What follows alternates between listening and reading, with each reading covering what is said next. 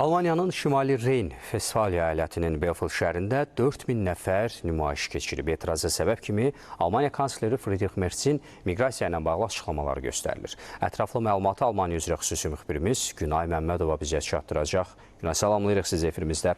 Söz sizdə də eşidirik, buyurun.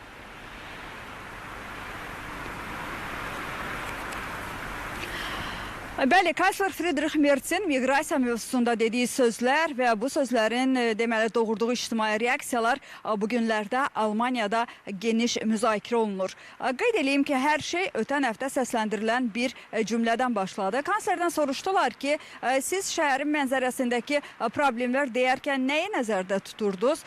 Merz isə cavab verdi. Gedin qızlarınızdan soruşun. Və elə bu sözlərdən sonra Almaniyanın müxtəlif şəhərlərində etiraz aksiyaları başladı. Devizlər isə biz şəhərin özüyük və biz qızlarıq şüarları idi.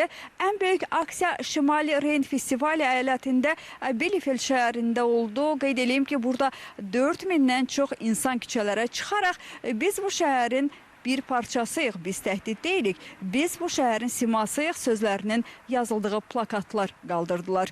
Və onu da deyim ki, diqqəti çəkən məqamlardan biri də oldu ki, Bielefelddən deməli keçirilən yürüyüşün ön cərgəsində Bundestag Sosial Demokrat Partiyasından deputat Vyupki Estar gedirdi və bu Merzin partiyası ilə hakim koalisiyada olan partiyanın nümayəndəsidir. Onun mitingdə iştiraki koalisiya daxilindəki gərginliyin də göstəricisi sayıldı.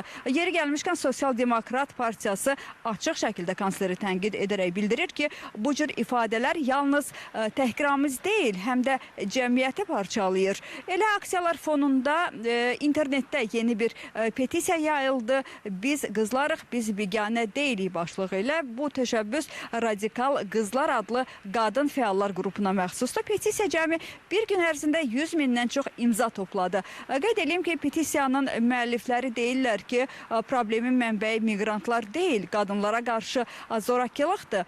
Bu zorakılıq isə çox vaxt qadınların özlərinə ən yaxın insanlar, yəni həyat yoldaşları, ataları və ya keçmiş partnyorları tərəfindən törədilir. Və petisiya Almaniyada geniş ictimai dəstək qazandı. Sosial şəbəkələrdə Vicente Toxta hashtagi ilə qısa zamanda trendə çevrildi.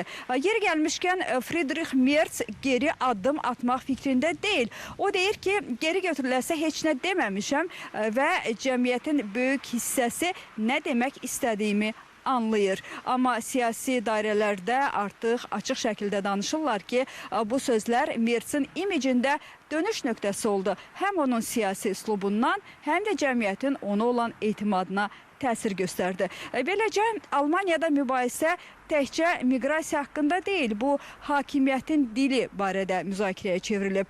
Sözlərin cəmiyyətə təsiri, siyasətlə populizm arasındakı sərhəd və kanslerin hər bir ifadəyə görə daşıdığı məsuliyyət haqqındadır. Belə çatdıracaqlarım bu qədər. Buyurun, söz sizdə. Təşəkkür edirik Günay, məlumat üçün çox sağ olun.